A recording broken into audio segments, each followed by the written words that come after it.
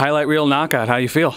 I feel great. Just blessed and happy for the opportunity. And you know, not a lot of people in this world can say that they do what they love and can make a living out of it. And you know, I'm just happy with what I do. Not a lot of people can say they hit a spinning back kick followed by a spinning back fist. Just take us through the finish. Is that something that you visualized before the fight? Did you see that happening at all? You know, it's something that I've been capable of doing with my Taekwondo background. I competed on the USA national team for USA Taekwondo, but you know, with the help of my coaches, Kenny Johnson with my wrestling, and Brian Popejoy with my striking, and Brandon Bender with my jiu-jitsu, and Kevin Casey, they've helped me embrace my style. And so now I can incorporate techniques that people have never seen before, along with the other base techniques that I must practice. After staying pretty fresh, obviously coming out of the spot unscathed, when do you plan on fighting again? You know, they called me to replace another person for this fight, and every time they call me, I feel like it's somebody saying, "Hey, do you want to live your dreams?" And so I never say no. And whenever they call me, I'm ready. This is what I do. I don't get paid to sit on the sidelines, so this is what I do. This is what I love to do, and to come out not injured at all, might as well roll the dice again. Was that the kind of fight that you expected, him getting in there and trying to grapple you?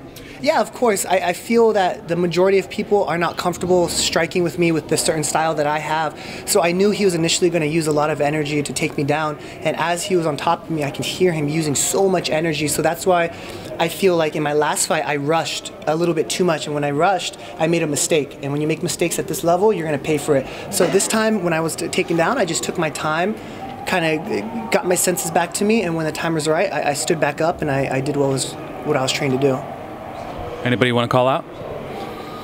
And no one, because I mean, every time I sign to fight somebody, they always pull out and get injured. So honestly, you know what? This is my first win at welterweight. I'm not in any place to call out anyone. I'm, you know, more or less just trying to get another fight and get another opportunity to fight in the UFC. Do you feel a bit more confident at welterweight?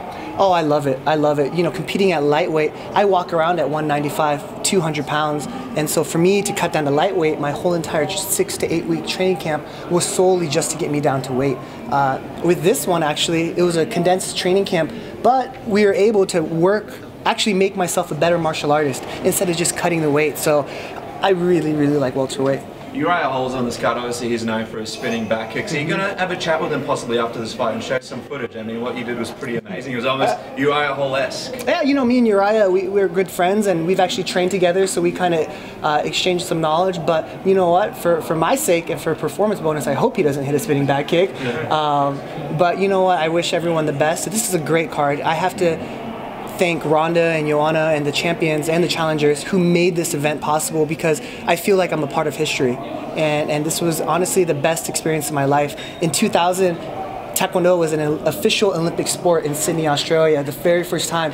And when I was a little kid, I had dreams of competing in that. And now that I'm here in Melbourne, you know, with a big KO knockout in Australia, I feel almost like this is my Olympic gold medal. And that's how proud I am right now. That was a good way to end on that. That's a good way to end. That's how you end an interview. Thanks for doing our job for us. Thank you.